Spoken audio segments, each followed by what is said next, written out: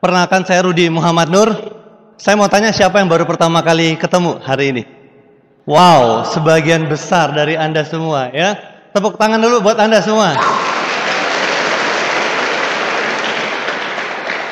Saudara, sebelum saya mulai, saya mau cerita dulu. Saya paling senang dengan cerita ini. Ada seorang ustadz yang diundang untuk berceramah ke satu tempat. Di tempat itu dia bercerita, dia bertanya kepada para audiens, "Hai para jamaah, apakah Anda sudah tahu ceramah apa yang akan saya sampaikan pada siang hari ini?" Serentak para jamaah mengatakan, "Sudah." Kalau begitu, karena Anda sudah tahu, saya akhiri ceramah saya. Billahi taufiq wal hidayah. Wassalamualaikum warahmatullahi wabarakatuh. Beberapa saat kemudian ada acara lagi. Terus ditanya, wah, karena nggak ada yang bisa ceramah, ustadz ini dipanggil lagi. Dipanggil. Nah, pada saat di depan, pertanyaan yang sama dia ulang. "Hai para jamaah, apakah Anda sudah tahu ceramah apa yang akan saya sampaikan pada siang hari ini?" Orang-orang yang pernah hadir di acara sebelumnya, karena takut si ustadz ini turun dari panggung, dia mengatakan, "Belum." Tapi yang baru hadir, yang kayak seperti tadi angkat tangan itu, dia mengatakan, "Sudah." Kalau begitu, yang belum tahu silahkan bertanya kepada yang sudah tahu. Ceramah saya akhiri. Billahi taufiq wal hidayah. Wassalamualaikum warahmatullahi wabarakatuh. Nah, saudara, saya bukanlah seorang ustadz. Saya hanya seorang networker. Saya mau tanya kepada Anda, apakah Anda sudah tahu materi apa yang akan saya sampaikan pada siang hari ini? Udah tahu belum? Belum? Kalau gitu Pak Aryawan, Pak Rejaludin, saya nggak perlu turun dari panggung. Ya, saya lanjutkan lagi kalau gitu ya, karena belum ada yang tahu. Nah, saudara, saya pengalaman 14 tahun di bisnis TNC. Saya pikir kalau 14 tahun itu belum apa-apa. Masih panjang perjalanan. Walaupun bonus-bonusnya ya lumayan lah. Ya seperti itulah. Untuk orang-orang yang mau bersabar, pasti Anda akan mendapatkan apa yang Anda dapatkan. Amin? Ya, oke. Kayak ustadz jadinya beneran nanti. Nah, teman-teman, mungkin Anda yang baru di luaran sana akan ketemu dengan orang-orang yang mengatakan bahwa sulit untuk sukses di network marketing. Betul?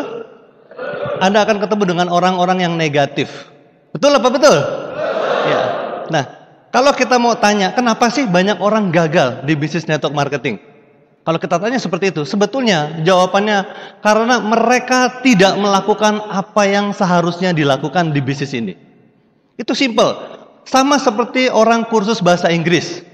Atau tadi di mobil saya satu mobil dengan Pak Tony, katanya guru gitar juga seperti saya juga dulunya. Mereka yang gagal kursus gitar, nggak bisa bermain gitar, atau kursus bahasa Inggris, pasti tidak melakukan apa yang harusnya dilakukan. Harusnya kursus bahasa Inggris, misalnya masuk seminggu 2 kali. Dia harus rutin masuk seminggu 2 kali, tapi dia tidak masuk seminggu 2 kali. Seminggu sekali masuk, kadang nggak masuk. Terus baru 3 bulan berhenti. Baru 6 bulan berhenti. Kira-kira kalau kursus baru 3 bulan, bisa nggak bahasa Inggris? Bisa nggak Pak Tony bermain gitar hanya dengan 3 bulan kursus? Ya nggak bisa kan? Apalagi dia tidak mengerjakan PR-nya, tidak mengerjakan tugas-tugasnya, tidak melakukan apa yang seharusnya dilakukan untuk menjadi seorang yang bisa berbahasa Inggris dengan baik, untuk menjadi seorang pemain gitar yang baik. Sama, tapi uniknya, kenapa kok di MLM masyarakat banyak yang menghakimi bisnis ini? Tuh lihat, si itu baru jalanin 3 bulan aja berhenti di TNC. Kenapa nggak dihukumi? Itu lihat, si ini kursus bahasa Inggris 3 bulan aja nggak bisa-bisa, 6 bulan nggak bisa-bisa. Jawabannya karena tidak melakukan apa yang harusnya dilakukan. Tapi saya yakin mereka yang konsisten, mau bersabar 2 tahun, 3 tahun, 5 tahun kursus bahasa Inggris, paling-paling ya sekitar 10%, 20%-nya pasti bisa berbahasa Inggris. Mereka yang bertahan kursus gitar 5 tahun, wow, saya pikir walaupun dia nggak berbakat, ya pasti bisa juga bermain gitar gitu. Sama di bisnis ini, mereka yang mau bertahan konsisten 5 tahun, bekerja fight sesuai dengan PBO misalnya, ya udah pasti bonusnya pasti besar Bapak Ibu semua. Masalahnya mau nggak bertahan? Nah di situ. Masalahnya mau nggak Anda bertahan konsisten datang ke pertemuan, baca buku, dengerin netpi. Masalahnya di situ Bapak Ibu. Tidak banyak orang yang mau melakukan itu. Makanya penting sekali memiliki sebuah impian. Penting sekali memiliki sebuah sikap yang benar terhadap bisnis ini. Saya katakan saya sangat mencintai bisnis ini. Menjalankan bisnis ini sama seperti saya memainkan hobi saya bermain gitar. Nggak ada bedanya. Presentasi maupun main gitar sama aja. Ketika seseorang sudah mencintai pekerjaannya, mencintai profesinya, maka akan ada dedikasi di situ. Akan ada loyalitas. Dia akan memperjuangkan apapun, ya itulah menjadi hidupnya dia di situ. Teman-teman, buat Anda yang masih baru, cobalah belajar melihat keindahan bisnis ini. Cobalah mencari ini bisnis yang luar biasa.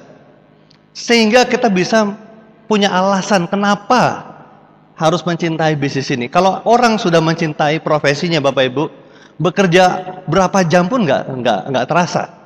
Buat saya ini sebuah kecintaan, sebuah hobi aja gitu. Saya nggak merasa menjalankan bisnis yang sini sebagai kerja, enggak. Saya merasa sudah masuk ke kategori ini seperti hobi. Kalau mau lihat visi, saya sudah 14 tahun ya, karena saya sudah masuk ke area itu. Bukan hanya sekedar uang lagi Bapak Ibu, tapi saya sudah mencintai, betul-betul saya sudah masuk.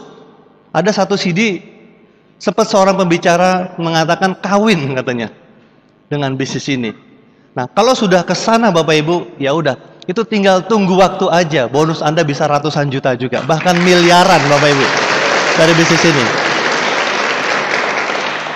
Nah, teman-teman, kalau kita bicara TNC, ini bicara tentang visi yang besar ke depan.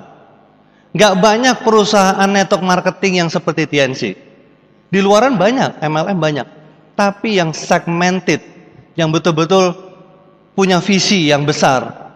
Pengobatan 5.000 tahun tradisional Chinese herbs. Ini sebuah konsepsi yang besar sekali Bapak Ibu.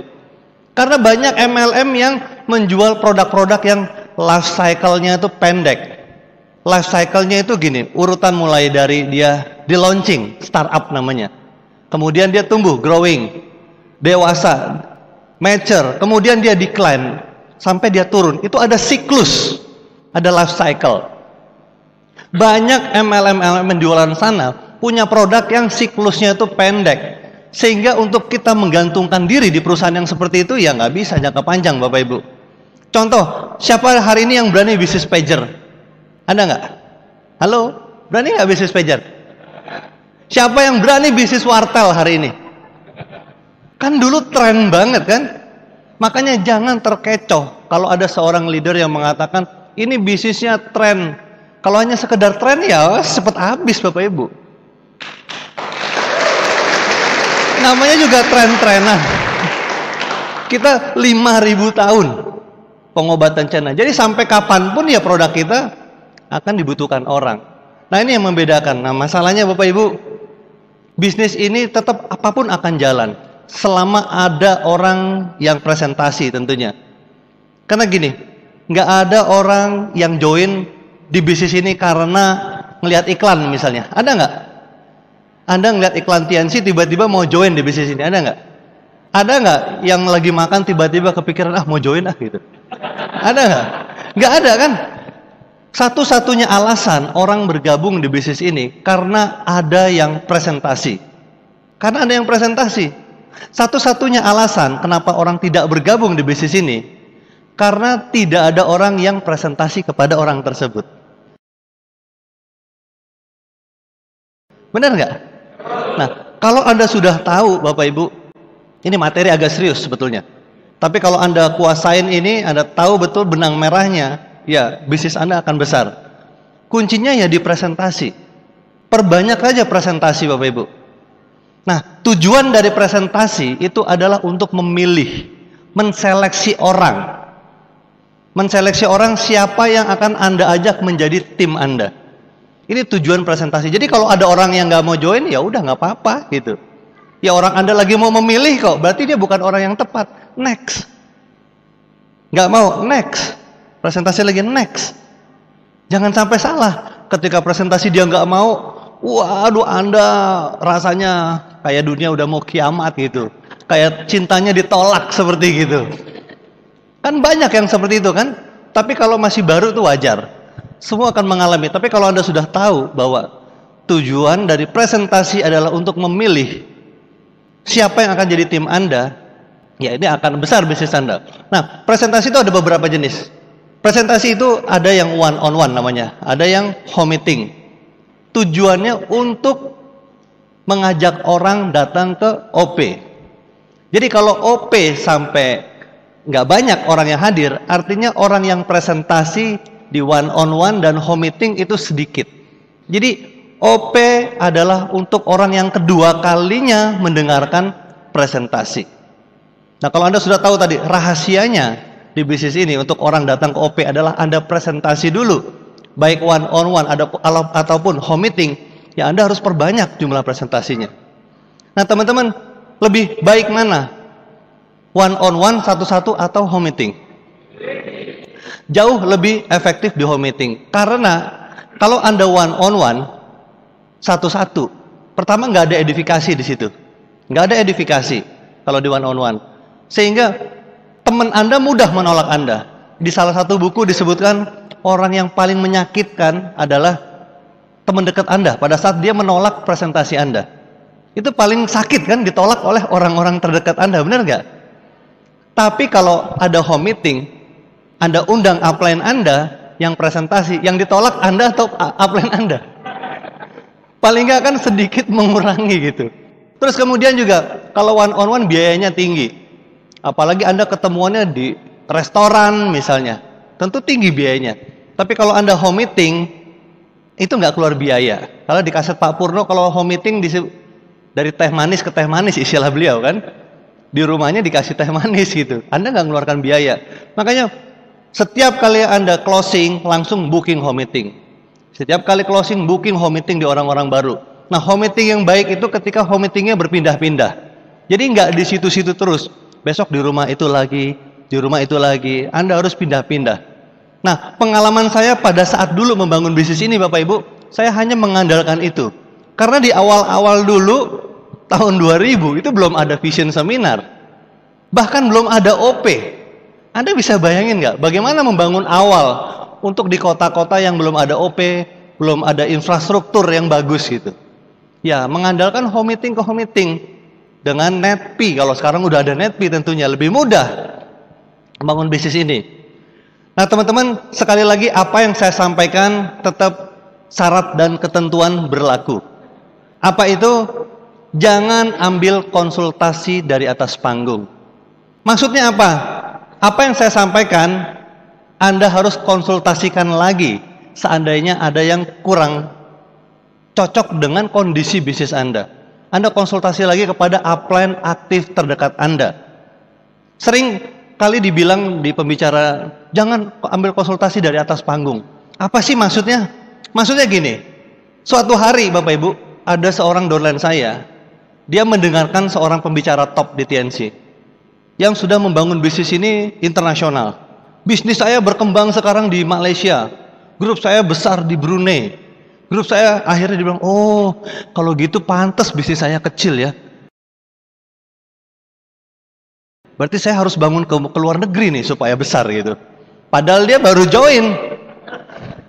Lah itu gara-gara ngambil konsultasi dari atas panggung. Itu yang saya maksud.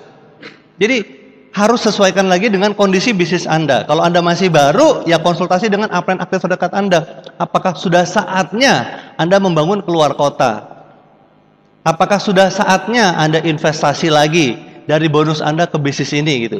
Tadi di jalan sempat disinggung, kebanyakan katanya di sini di Malang dan juga di kota-kota lain sebetulnya ada gaya hidup konsumtif. Pada saat dapat bonus, bonusnya dipakai untuk beli pakaian, terus nonton, makan-makan yuk, makan-makan. Akhirnya lupa beli tiket VS katanya. Ada yang seperti itu. Nah teman-teman, hati-hati ya. Saya mau katakan juga, kita sangat beruntung berada di bisnis TNC. Saya 14 tahun ini luar biasa lah apa yang saya sudah dapat ketimbang saya pada saat dulu di awal. gambaran sedikit aja apa yang saya sudah dapat di sini ya, bonus sih besar lah menurut ukuran saya. Sudah luar biasa ya. Banyak orang yang nggak melihat keindahan bisnis ini, nggak melihat betapa dahsyatnya. Mungkin orang-orang yang punya bonus ratusan juta juga banyak, tapi belum tentu mereka se-freedom saya gitu, yang kemana-mana bisa enak gitu ya. Karena gini, kebanyakan orang pada saat dia ingin menaikkan income-nya, pada saat dia mau menaikkan penghasilannya, yang dia tahu kebanyakan kalau mereka yang bekerja, mereka akan kuliah lagi. Benar nggak? Supaya jabatannya naik. Ini kebanyakan, apalagi yang di pegawai negeri ya. Mereka ingin jabatannya naik, mereka kuliah lagi. Dan itu memakan waktu 2 sampai 4 tahun. Kalau dia masih tamatan SMA, dia harus kuliah lagi 4 tahun. Belum lagi S2 lagi. Supaya gajinya naik. Jadi yang dia tahu hanya itu. Atau alternatif berikutnya, mereka mau menaikkan income dengan cara berbisnis. Benar nggak? Mereka coba berbisnis. Tapi masalahnya Bapak Ibu, pada saat berbisnis, apa yang harus dipunyain? Keahlian, modal. Nggak semua orang punya modal. Resiko, nggak semua orang berani mengambil resiko. Tempat harus ada disewa dan sebagainya. Jarang sekali Bapak Ibu orang yang melihat bisnis ini. Saya juga pernah dulu berwira swasta. Orang taunya saya hanya guru gitar, atau sebagian tahu saya aktivis di remaja masjid. Tapi sebetulnya saya pernah berwira swasta juga. Di musik itu juga saya punya studio musik, namanya RK. Singkatan masih kecil saya dulu, Rudi Kurus itu. Ya. Sekarang sudah M. Ukurannya dulu masih S. Rudi M Nur, katanya cocok M-nya katanya. Kalau nanti gemuk lagi katanya jangan Pak, nanti jadi Rudi XL Nur katanya gitu. Nah, teman-teman, saya pernah merasa pada saat wira swasta itu, semakin besar bisnis saya, semakin modal yang harus saya tanamkan itu semakin besar. Jadi seperti bola salju yang lagi mau menggulung saya gitu. Order makin banyak, tapi makin pusing karena modal nggak ada. Akhirnya keuntungan yang saya dapat Bapak Ibu, ya sudah masukin lagi ke sana. Bisnisnya makin banyak. Alat-alat musik. Nah tahu sendiri ketika perubahan tren, lagi-lagi nih, berubah tren lagi, ya berubah lagi Bapak Ibu.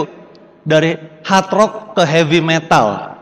Terpaksa alat-alat itu dijual, diganti. Dan itu rugi Bapak Ibu, menjual barang-barang yang sudah tidak tren lagi. Ya sama seperti baju.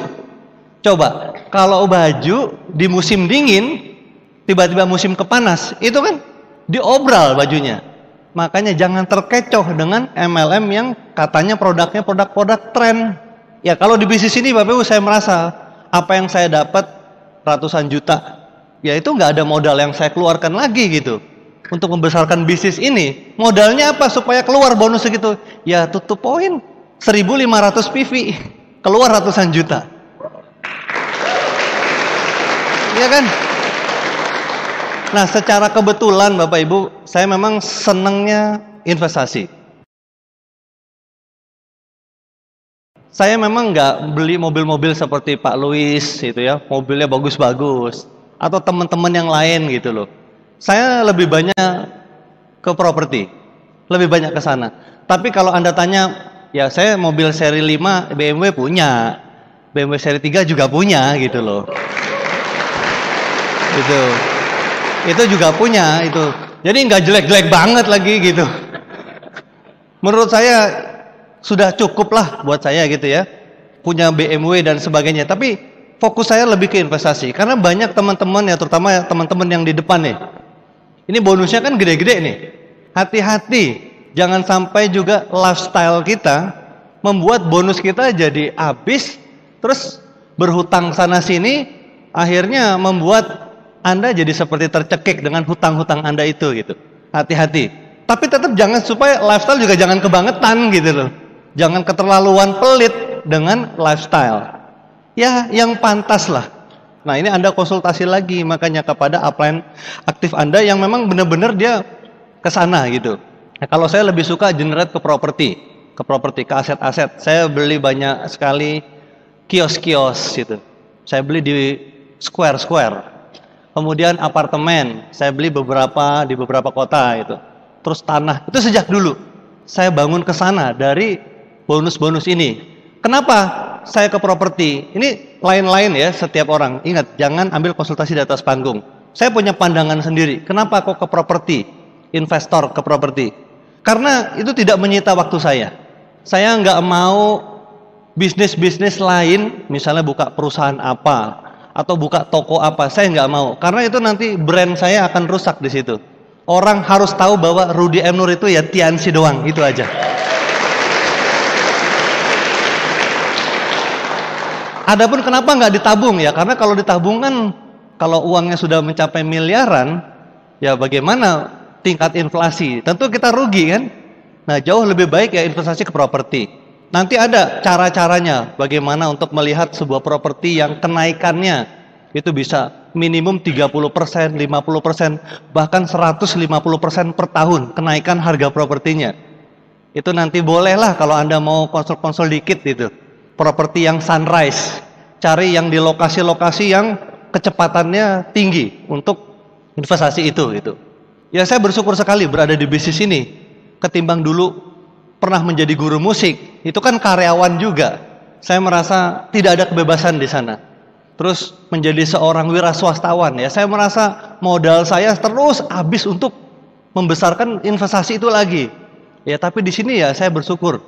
Kalau di mungkin nggak etis kalau saya sebutkan investasi di properti itu sudah puluhan miliar saya punya sekarang aset-aset yang saya bangun dari selama saya di Tiansi. Ya, itu bukan saya aja loh. Saya punya downline yang bahkan bintang 7, bintang 8, bronze lion. Anda tahu Pak Louis Tendian ya, beliau tuh wow, propertinya luar biasa. Jangan Anda lihat rumah yang 30 miliar aja yang di Bandung itu. Beliau punya properti-properti lain. Anda tahu Pak Purnowasono, beliau juga sama, investasi-investasi rumah beliau yang di Sumarekon. Beliau punya tanah banyak banget itu. Pak Agus TL, apalagi Pak Agus TL. Itu propertinya luar biasa Bapak Ibu. Beliau mobilnya mobil biasa aja gitu loh. BMW juga gitu, mobil mewah. Tapi investasi propertinya itu dahsyat. Nah teman-teman, dengan Tiansi Anda perjuangkan bisnis ini, bonus yang Anda dapat Anda generate lagi di properti itu akan luar biasa. Ya, ketimbang mungkin kalau buat saya Anda bisnis-bisnis yang memakan waktu Anda sehingga Anda tidak fokus. Khawatir kalau Anda sudah jadi leader, downline Anda akan melihat, wah ini nggak fokus itu. Karena ini bisnis yang berbeda karakternya dengan bisnis yang lain. Coba kalau Anda ternyata tahu bahwa saya usaha-usaha yang lain gitu. Misalnya punya PT apa, buka toko apa, ya tentu akan mengganggu semangat grup di bawah. Nah itu maksud saya teman-teman. Ini gambaran sedikit saja. Nah saya bersyukur lagi dari bisnis ini saya bisa menyekolahkan anak-anak saya di sekolah yang terbaik, di sekolah yang internasional gitu. Uang masuknya aja udah 76 juta gitu uang masuknya aja ya. Belum lagi uang bayaran sekolahnya itu berdua itu setiap bulan tuh 11 juta. Sekolah internasional, gurunya bule. Belum lagi hobi-hobi anak saya tuh waduh, yang gede itu hobinya bola. Sekolah bolanya aja pernah di Liverpool gitu ya, pernah di Arsenal gitu. Itu ya ini kehidupan yang saya juga ya bersyukurlah dari bisnis ini. Mereka juga hobinya bermain golf. Kecil-kecil sudah seneng hobi golf. Nah pada saat itu ada dolan saya tanya, Pak Rudy kok nggak main golf sih? Ah biarin deh. Saya anak orang miskin ngapain saya main golf? Kalau dia kan anak orang kaya, anak saya biarin aja deh. Dia main golf. Bercanda Bapak Ibu ya. Bercanda gitu. Hanya bercanda beneran. Hanya joke sebetulnya. Tapi nggak tahu kenapa ini jadi terkenal kata-kata ini gitu loh. Kehidupan yang indah dari bisnis ini yang saya dapatkan pada saat tentunya awal-awal membangun ya nggak mudah Bapak Ibu. Tentu kuncinya ya di jumlah presentasi tadi. Apapun kuncinya di jumlah presentasi. Anda mau jual tiket VS, kan presentasi dulu. Setelah dia tertarik, baru ke sana. Nah, masalahnya mau nggak disiplin melakukan presentasi. Itu ya nggak gampang. Nah, teman-teman, beberapa hal yang mau saya sampaikan juga di sini. Saat ini banyak juga MLM baru. Benar nggak? Katanya yang baru itu lebih bagus. Sebetulnya belum tentu, karena faktanya yang baru banyak yang tutup. Ini udah fakta loh. Sekarang di Jakarta sudah banyak sekali top leader yang bermain MLM 5 tahun, 10 tahun. Setelah perusahaannya kolaps dan sebagainya, mereka mulai berpikir bahwa memilih MLM yang bagus itu adalah MLM yang sudah lama ternyata, yang sudah ketahuan fondasinya jauh lebih kuat. Saya beberapa kali sempat pada saat dulu ada gonjang-ganjing ditawarin ya, ada yang mau kasih saham gitu, ada yang mau kasih miliaran loh di depan, ada yang mau kasih ratusan juta sampai 1 tahun gitu. Seperti itu saya ditawarin. Cuman yang saya pikir adalah satu hal yang tidak ternilai dari TNC adalah infrastruktur yang sudah saya bangun. Itu tidak ternilai harganya. Ya, Anda ini udah nggak ternilai buat saya gitu. Ini 32 kota pertemuannya, 20 negara jaringan. Ini nggak ternilai Bapak Ibu. Kalau cuma dikasih bonus 500 juta, 600 juta dan sebagainya, itu nggak ada artinya ketimbang infrastruktur ini gitu loh. OP, nggak ada saya pun udah jalan. Saya tidur pun di mana-mana sudah ada pertemuan. Banyak orang nggak melihat infrastruktur ini Bapak Ibu. Mereka cuma lihat masih baru. Ini baru nih jadi founder nanti gitu. Padahal belum tentu jadi orang yang di atas itu enak. Banyak yang kolaps karena dia nggak punya kemampuan, nggak punya kapasitas, nggak punya kapabilitas gitu. Nah sehingga usianya pendek gitu MLM-nya. Nah, TNC punya infrastruktur One Vision ini luar biasa. Sudah enak ketimbang saya dulu di awal. Nah, teman-teman, pada saat saya di awal bisnis ini, kantor TNC itu masih di mall, di toko obat. Karena kantornya yang di ruko belum jadi. Itu masih prosesnya lama gitu untuk menjadikan ruko itu sampai selesai. Banyak orang nggak percaya kalau lagi bangun ruko, yang dia lihat adalah fakta pada saat tahun 2000 itu masih di toko obat di Pluit Mall. Saya bawa aplikasi ratusan, saya masukin aplikasi ratusan. Nah tiba-tiba sudah diposting, bonus sudah sempat keluar. Mereka yang jalanin mau postingin baru tahu, nggak salah nih Pak Rudi, tempatnya di mall, ini mah toko obat. Itu banyak yang minta balikin uangnya Bapak Ibu. Bayangin nggak, ratusan orang, banyak yang minta balikin uangnya. Ya terpaksa saya balikin uangnya Bapak Ibu. Nah begitu sulitnya di saat-saat awal, belum ada infrastruktur. Membangun jatuh, bangun jatuh, bangun jatuh. Karena CD belum ada, masih bahasa Mandarin terjemahan gitu. Masih seperti itu. Masa perjuangan itu 14 tahun loh. Gak gampang membangun ini semuanya. Nah sehingga kalau sekarang Anda sudah enak. Mau vision seminar sudah ada, mau OP, upline terstruktur, udah ada PBO, jalan-jalan, ada Scoopy, sampai reward dan sebagainya. Wah udah enak banget itu loh. Udah enak sekarang. Makanya sekali lagi teman-teman semua, ada hal lain yang mau saya sampaikan di sini dan ini sangat penting. Jangan terkecoh dengan peringkat. Peringkat di TNC adalah tanda akumulasi omset yang pernah Anda capai. Bahwa orang yang sudah 40 juta, artinya dia sudah bintang 5. Orang yang sudah mengumpulkan akumulasi 150 ribu PV, artinya dia bintang 6. Jadi kalau bintang 8, artinya dia sudah mengumpulkan akumulasi 2 juta PV. Jadi peringkat hanya tanda untuk sebagai seseorang distributor yang sudah akumulasinya mencapai omset sekian. Bukan bonus. Bonus tidak ada secara langsung bahwa bintang 8 bonusnya pasti sekian, enggak. Makanya banyak teman-teman yang bintang 6 keluar, yang bintang 7 keluar, bahkan bintang 8 keluar. Ya wajar, karena itu hanya sekedar akumulasi omset. Kira-kira saya tanya, kalau bonusnya gede mau nggak dia keluar? Itu kan secara logika sederhana sekali. Kalau bonusnya besar nggak mau dia akan keluar. Kalau bonusnya besar, saya tanya, bisnisnya sehat nggak? Kalau bonusnya nggak besar, bisnisnya sehat nggak? Nggak sehat bisnisnya. Jadi jangan heran pada saat Anda presentasi ketemu, wah Pak, ini udah bintang 8 loh, kok keluar dari TNC pindah ke sana ya? Itu pasti bonusnya kecil, pasti bisnisnya nggak sehat. Itu udah pasti gitu. Kenapa seperti itu? Karena ya nggak sesuai dengan parameter bisnis. Simple Bapak Ibu. Pasti tidak sesuai dengan sistem. Grupnya bertumbuh tidak sehat. Misalnya bintang 8, Majestic gitu. Ada nggak yang keluar? Nggak ada. Kenapa? Berarti sehat pertumbuhan bisnisnya kan? Kalau Anda di luaran sana ketemu yang bintang 8 keluar, tanya aja, Majestic nggak dia? Crown nggak dia? Pasti enggak. Itu wajar, bonusnya kecil teman-teman. Makanya saya ingin sekali mengingatkan Anda, mumpung Anda masih awal. Fokuslah ke PBO. Bangun dengan itu baru namanya membangun dengan benar. Membangun dengan sistem. Bapak Ibu, McDonald itu sukses kenapa? Karena McDonald punya sebuah sistem yang mudah diduplikasi, yang mudah ditiru, semuanya ada kesamaan-kesamaan, sehingga karyawan-karyawan yang masuk ke sana itu sudah pasti punya cara kerja yang sama. Ya sama dengan bisnis ini. Anda harus membangun sistem, membangun McDonald baru di organisasi Anda. Sesuai dengan PBO tadi, teman-teman.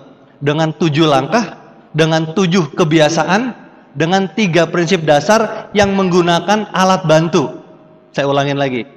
Anda jalankan 7 langkah, 7 kebiasaan, 3 prinsip dasar dengan menggunakan alat bantu buku, pertemuan dengan CD. Itu sebetulnya sangat simpel. Jadi buat Anda yang masih baru-baru, jadilah promotor aja. Mempromosikan pertemuan. Itu sudah ada alat-alatnya. Anda nggak bisa nih, ada ketemu masalah, Pak, dolan saya kok nggak aktif ya? Kok dolan saya belum semangat banget menjalankan bisnis ini? Kenapa belum semangat menjalankan bisnis ini? Ya karena dia belum klik dengan bisnis ini. Apa alat bantunya supaya dia klik? Ya salah satunya ya vision seminar. Biarkan dia ketemu visinya di vision seminar. Daripada kita yang udah berbusa-busa ngomong gitu. Dia belum percaya, lu aja belum sukses kan gitu. Kamu aja masih begitu. Gunakan vision seminar sebagai alat bantu untuk membangun visi itu, teman-teman. Nah, di dunia ini ada 3 tipe orang. Ya, sebetulnya 3 tipe distributor. Tipe pertama ini mereka yang berharap sesuatu itu terjadi. Berharap semuanya sempurna dulu baru mau jalan. Wah, kalau nggak dikasih orang saya nggak mau jalan nih. Kan ada yang begitu. Padahal itu sangat sekali tidak benar mengharapkan dikasih orang. Ini biasanya mereka dari perusahaan lain yang pindah ke sini, terutama yang dari kanan kiri begitu, minta kaki. Itu ciri-cirinya begitu. Menunggu sempurna. Atau mereka yang menunggu produknya ada dulu. Atau nunggu disupport dulu baru mau jalan. Jadi banyak syarat-syaratnya. Orang seperti ini sungguh sangat sulit mau sukses di bisnis ini. Menunggu semuanya sempurna. Nunggu, indahnya lama. Nunggu ada dulu deh produknya baru. Gak bisa Bapak Ibu semua. Kalau Anda mau tahu dulu inden, saya lebih dahsyat lagi pada saat di awal bisnis ini. Indennya lama banget gitu. Betapa banyak komplain dan sebagainya, ya udah. Saya ambil positifnya aja Bapak Ibu. Nah, tipe yang kedua adalah mereka yang bertanya-tanya kenapa itu terjadi gitu. Katanya perusahaan besar kok produknya masih begini gitu. Kok pertemuan belum ada, kok upline saya begini. Bapak Ibu, itu juga tipe yang sangat sulit mau sukses di bisnis ini. Nah, ada tipe yang ketiga yang saya lihat ini kesamaan-kesamaan para leaders. Mereka punya kesamaan-kesamaan. Mereka adalah orang-orang yang menciptakan sesuatu itu terjadi. Saya yakin pada saat teman-teman leaders ini membangun Malang, itu kan belum ada semuanya. Vision seminar belum ada. Stokis belum ada. Ini mereka yang mau menciptakan sesuatu itu terjadi. Nah, kalau Bill Gates pernah mengatakan, satu-satunya cara untuk meramal masa depan adalah dengan menciptakannya. Ya, satu-satunya cara untuk meramal masa depan ya dengan menciptakannya. Anda harus memiliki seorang leader seperti itu, to create, mau menciptakan. Hati-hati dengan mengeluh Bapak Ibu. Saya melihat teman-teman yang banyak mengeluh di bisnis ini itu sangat sulit mau sukses di bisnis ini. Sangat sulit. Dia hanya melihat kejelekan-kejelekannya, dia tidak melihat apa-apa yang bisa menjadi possibility, menjadi sebuah kemungkinan gitu. Nah, kita bersyukur sekali juga berada di bisnis ini. Ada 3 hal yang sangat penting yang saya lihat banyak orang nggak sukses hanya karena 3 hal ini. Yang pertama adalah mindset. Mindset itu paradigma, cara berpikir. Anda mau melihat bisnis ini kecil atau gede, itu tergantung cara Anda melihatnya.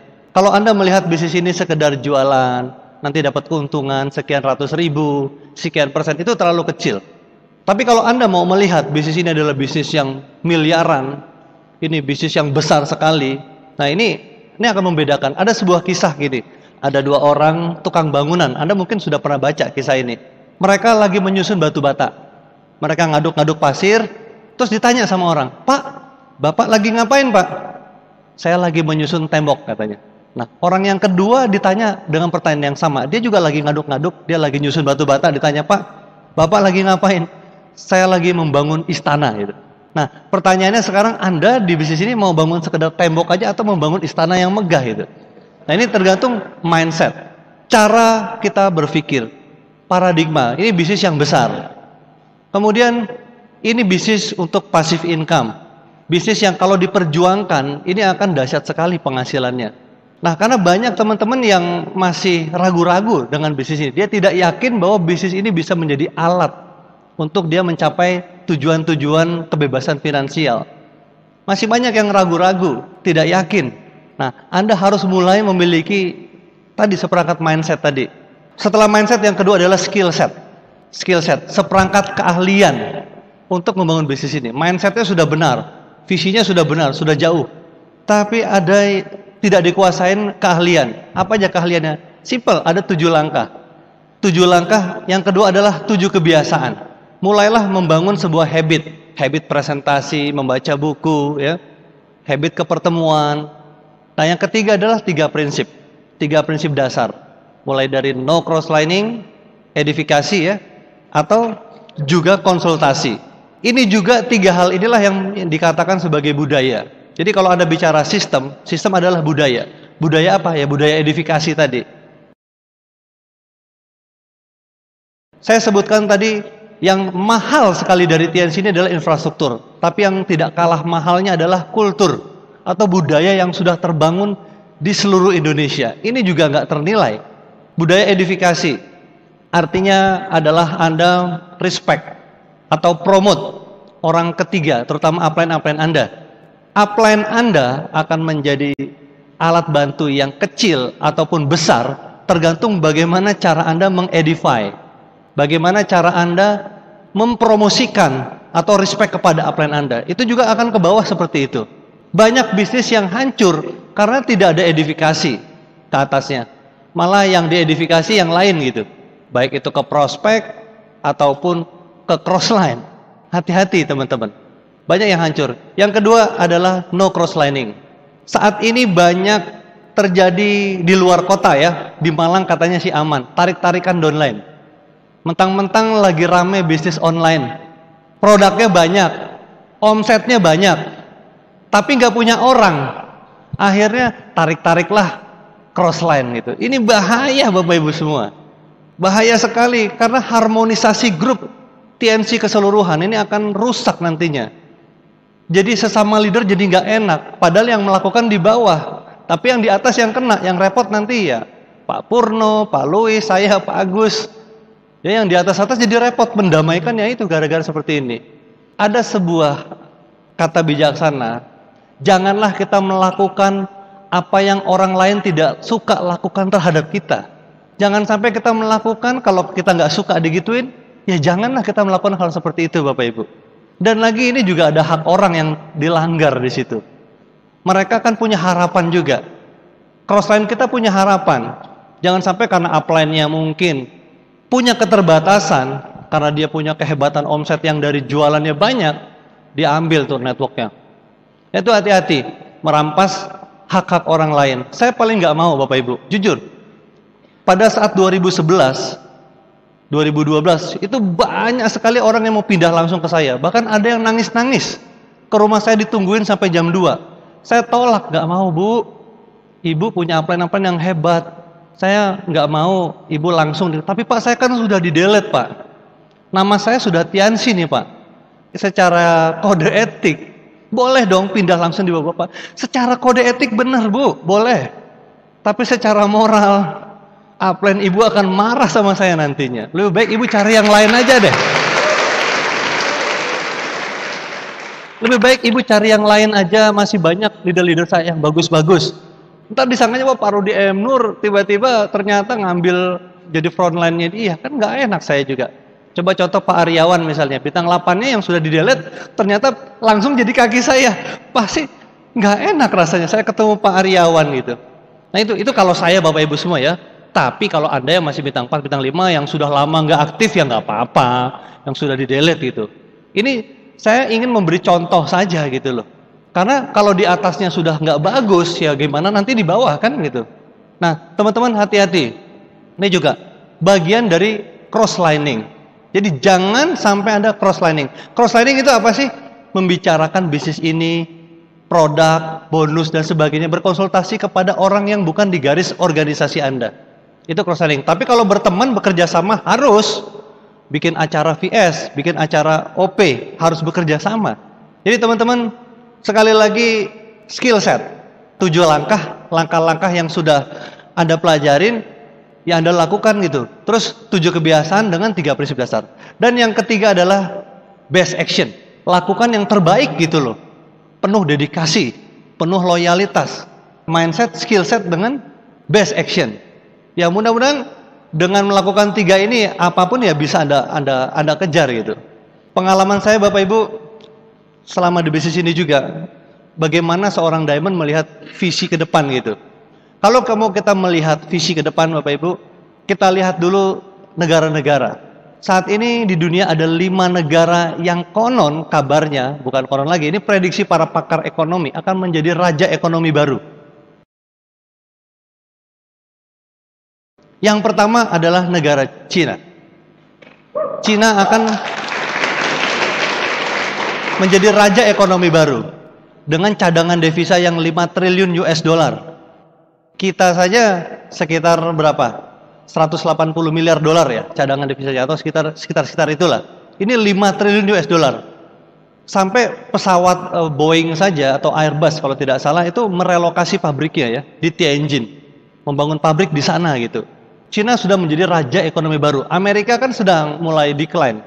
Amerika sudah mulai turun, banyak pengangguran. Bahkan pemerintahannya saja sempat kolaps kemarin kan, nggak kuat membayar gaji para staf dan sebagainya. Nah, negara yang kedua adalah negara India. India menempatkan orang-orang seperti Mukesh Ambani, Lakshmi Mittal di jajaran orang-orang terkaya di dunia. Saya beberapa kali ke India, pernah 2 bulan di India, keliling dari ujung ke ujung. Rakyat miskinnya memang masih banyak, tapi perkembangan infrastruktur jalanan, gedung, bangunan dan sebagainya itu spektakuler. Sangat spektakuler. Di Bangalore lagi dibangun MRT dan sebagainya ya. Terus negara yang ketiga adalah negara Rusia. Saya juga beberapa kali ke sana. 2001 itu masih banyak mobil-mobil yang kayak tahun-tahun 60-70 di Indonesia itu. Bahkan pada saat saya terima reward pertama, mereka motret aja masih kecepret sendiri gitu, blitznya kebalik gitu. Masih seperti itu gitu. Saya juga bingung, nggak cuma 1 orang, tapi banyak banget begitu motret, blitznya kecepret sendiri, dia begini-begini gitu. Nah, 2007 saya ke sana lagi ke Rusia. Itu McDonald yang tadinya antri, itu udah nggak antri. Banyak motor Harley, mobil-mobil mewah berseliweran ya. Rusia menempatkan orang seperti Abramovich ya yang punya Chelsea di jajaran orang terkaya di dunia. Itu dahsyat perkembangannya. Negara yang keempat adalah Brazil. Brazil juga akan menjadi raja ekonomi baru di masa depan. Negara kelima, Bapak Ibu, negara ini diprediksi tahun 2018 atau 2022 bahkan itu akan income per kapitanya itu mencapai 5 ribuan US dollar. Ini negara yang ekonominya sekarang terkuat, katanya nomor 16, nomor 17 sekitar itu. Bayangkan 2018 income per kapitanya udah 5 ribuan US dollar. Negara ini adalah negara Indonesia.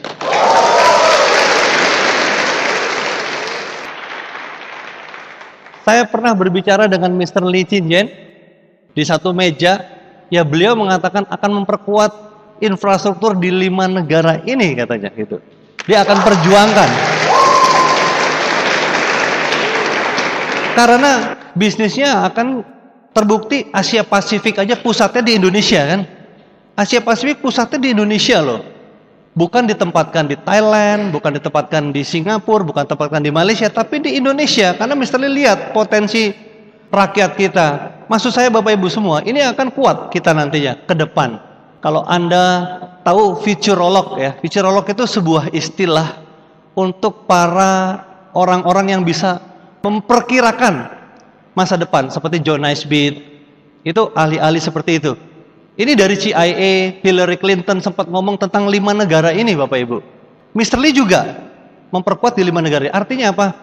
Pada saat Indonesia, pada saat income per kapita negara kita sudah tinggi, pada saat rata-rata penghasilan orang Indonesia sudah seperti itu, di 2018 Anda kan sudah diamond semua nih. Ya, benar gak? Artinya diamond pada zamannya Anda nanti itu income-nya jauh lebih besar.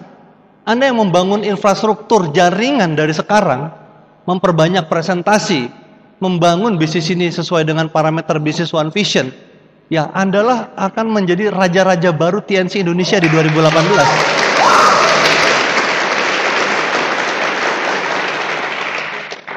The New Dynasty. Waduh. Dinasti-dinasti baru, kerajaan bisnis maksudnya gitu ya. Bersyukur yang sekarang masih bertahan. Karena juga beda. Marketing plan juga beda kan? Ketika marketing plan syariah diberlakukan, kan bonusnya naik semuanya. Kalau dulu 1%, 1%, 1%, benar kan? 5.000 dari bonus perkembangan. Setelah itu dihapuskan, besar sekali perubahannya. Jadi beruntung Anda yang tahu TNC sekarang, Bapak Ibu. Anda membangun dengan TNC yang baru, dengan infrastruktur yang baru, dengan profesionalitas yang baru. Ini, waduh, saya nggak ngerti bagaimana masa depan Anda nanti. Itu yang saya lihat ya. Karena banyak orang nggak bisa melihat ini. Dia nggak lihat bagaimana sih nanti ke depannya gitu loh. Saya juga pada saat di awal di bisnis ini, Bapak Ibu, sudah yakin bahwa TNC akan besar. Pada saat orang-orang masih melihat itu cuma sekitar kios aja gitu, kios kecil, terus pindah ke ruko. Itu bukan lihat kiosnya, karena saya sudah tahu bahwa ini perusahaan besar gitu loh. Kiosnya, rukonya lagi dipersiapkan. Terus saya baca buku Network Marketing for Dummies, karangan Zig Ziglar. Anda nanti googling deh. Kalau mau pesan bukunya silakan. Itu di halaman 16 di situ ditulis bagaimana perusahaan TNC akan menjadi salah satu perusahaan besar kelak, kata dia gitu. Ya, dari China. Terus Jeffrey Barbener, seorang ahli di bidang network marketing, terutama hukum-hukum MLM internasional. Beliau menulis tentang MLM in New China, bahwa China juga akan merajai dunia nantinya dengan MLM. Dan di situ dia tulis khusus tentang TNC, Bapak Ibu. Jadi hati-hati, jangan sampai berkarir di perusahaan yang nggak jelas, yang kantor pusatnya aja kecil, perusahaan yang mungkin modalnya juga terbatas gitu loh. Hati-hati, sayang, jangan sampai kita mendaki sebuah tangga, pada saat kita sudah sampai puncak, kita baru sadar bahwa tangga itu bersandar di dinding yang rapuh gitu. Hati-hati. Ini banyak kejadian, udah di atas, baru sadar, ternyata ini, nggak kuat nih, roboh perusahaannya. Itu banyak terjadi. Nah, kita sudah tahu TNC, 5.000 tahun pengobatan tradisional Chinese. Karena gini, pengobatan itu ada dua. Pertama, pengobatan kuratif. Kedua, pengobatan preventif. Pengobatan kuratif itu adalah pengobatan pada saat orang sudah didiagnosa sakit. Didiagnosa sakit, kemudian pakai resep dokter. Obatnya ada di apotik. Itu pengobatan curatif atau pengobatan kuratif. Nah, yang sedang tren di dunia sekarang ini adalah pengobatan preventif, di mana sebelum orang sakit itu diobatin dulu. Karena sebelum orang sakit kan obat dokter nggak boleh keluar. Ketika seseorang belum terdiagnosa terkena penyakit tertentu, obat dokter kan belum boleh keluar. Tapi menjelang ke arah sana pakai apa? Nah, disitulah kita masuk, Bapak Ibu semua. Makanya betapa kuat konsepsi dari produk kita sebetulnya, kalau kita mau tahu. Nah, teman-teman, terakhir nih ya, saya mau tanya kepada Anda. Kira-kira kalau mau punya passive income 30 juta sebulan, Anda harus punya deposito berapa? Berapa? 6 miliar ya sekarang, kira-kira. Saya mau tanya kepada Anda, kalau Anda tetap bekerja saat ini, Anda tidak bisnis, berapa lama Anda mau kumpulin uang sampai 6 miliar? Dengan gaji 5 juta katakanlah, gaji Anda 5 juta, berapa tahun yang dibutuhkan untuk mengumpulkan deposito 6 miliar? 100 tahun kan, bener nggak? Untuk mencapai passive income 30 jutaan. Nah, kalau Anda sangat serius di bisnis ini, Anda mau fight, memperjuangkan bisnis ini, Anda punya dream yang sangat kuat, sikap yang benar, 2 tahun, 3 tahun, nggak sampai 5 tahun, Anda bisa passive income di atas 30 juta. Saya aja Bapak Ibu, 1 tahun menjalankan bisnis ini, sejak tahun 2000 itu udah di atas 80 saya. Setelah setahun kemudian ya udah ratusan juta sampai sekarang gitu, nggak pernah di bawah itu, pokoknya ratus-ratus itu. Ya, nah, nggak usah 100 tahun ngumpulin. Kalau Anda tetap melakukan hal yang sama, Anda akan dapatkan hal yang sama. 5 juta sebulan, perlu 100 tahun katanya tadi untuk mengumpulkan sampai 6 miliar. Nah, kemudian yang berikutnya teman-teman, TNC juga punya reward, cash reward yang mencapai 1 miliar 950 juta. Ini kalau dihitung rata-rata kursnya 10.000, 195.000 kan, cash reward bintang 8 berapa? 20.000, bronze lion 25.000, silver lion 50.000, gold lion 100.000, 1 miliar 950 juta. Itu di luar bonus bulanan. Seandainya Anda fight di bisnis ini, kira-kira berapa tahun Anda prediksi gold lion Anda? Kira-kira dari sekarang 5 tahun. Oke, 5 tahun hal yang wajar. Seandainya Anda bisa 5 tahun gold lion, 5 tahun itu sama dengan 60 bulan. Jadi kalau 1 miliar 950 juta dibagi 60 bulan, kira-kira per bulannya secara tidak langsung Anda sudah ngumpulin uang 33 juta per bulan sebetulnya hari ini. Yang tidak Anda sadarin, Anda lagi nabung sebetulnya. Pada saat seorang menandatangani starter kit, sebetulnya dia sudah nabung 33 juta yang akan dia ambil pada saat di tahun kelima, pada saat dia sudah gold lion. Paham nggak maksud saya? Di luar bonus bulanan, di luar bonus-bonus lainnya, di luar bonus BSI dan sebagainya. Pak Rudi, saya kalau 5 tahun kayaknya ini deh, kecepatan deh. Bagaimana kalau 10 tahun masih layak nggak saya perjuangkan? Sangat layak. 1 miliar 950 juta dibagi 120 bulan masih sekitar 17 jutaan, masih sekitar itu. Artinya walaupun 10 tahun lagi Anda baru gold lion, Anda sudah nabung hari ini sekitar 17 juta. Anda gak sadar. Pak Rudi, saya ini gak punya teman, gak bakat. Kalau 20 tahun layak gak saya perjuangkan? 20 tahun lagi saya baru gold lion. Masih layak Bapak Ibu. 1 miliar 950 juta dibagi 240 bulan masih sekitar 9 jutaan. Walaupun 20 tahun lagi Anda baru gold lion, Anda itu udah nabung 9 jutaan secara nggak sadar.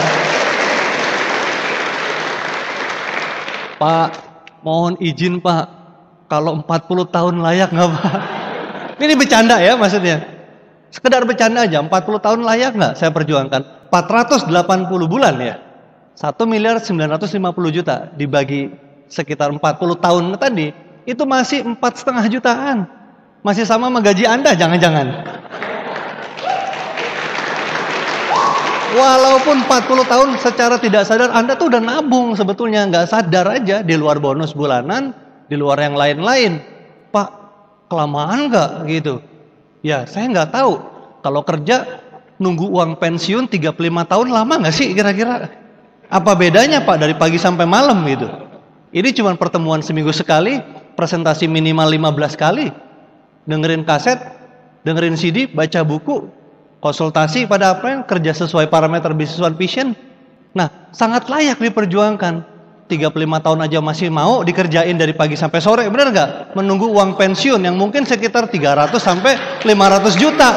Iya nggak? 35 tahun masa kerja, orang masih mau mengejar itu sampai dapat uang pensiun 300. Masa Anda yang 1 miliar 950 juta nggak perlu sampai 40 tahun? Nih contoh Pak Aryawan udah dapat. Tahun 2005 saya udah dapat semuanya itu. Saya perlu waktu 5 tahun aja untuk dapetin itu semuanya gitu. Ada lagi yang di bawah itu. Artinya ini sangat layak buat Anda selama tadi Anda mau punya dedikasi, Anda mencintai bisnis ini, betul-betul Anda pegang gitu. Anda jadikan sandaran. Nah teman-teman, ya inilah kalau kita mau lihat visi, baik itu dari company, perusahaan, produk, ini akan dahsyat sekali. Nah, saya ingin sekali Bapak Ibu semua, saya bukanlah seorang motivator. Saya bukan tipe seperti Pak Louis Tendian yang bisa menggerakkan orang. Saya bukan seorang inspirator seperti Pak Purnawasono atau Pak Aryawan, Pak Julian, bukan. Saya hanya berbagi, saya hanya seorang networker. Saya hanya pembangun jaringan. Mungkin tidak menarik cara saya membawakan ini, tapi itulah faktanya. Kalau Anda mau menjadi seorang diamond, Anda mau bangun kerajaan bisnis sampai ke luar negeri, itu caranya simple. Simple banget. Nggak pakai cara-cara yang hebat. Cuman kuncinya diperbanyak aja jumlah presentasi. Memilih orang, nggak mau next, presentasi lagi. Nggak mau next, presentasi lagi. Nggak mau next, presentasi itu aja terus. Sampai akhirnya agak sadar Anda sudah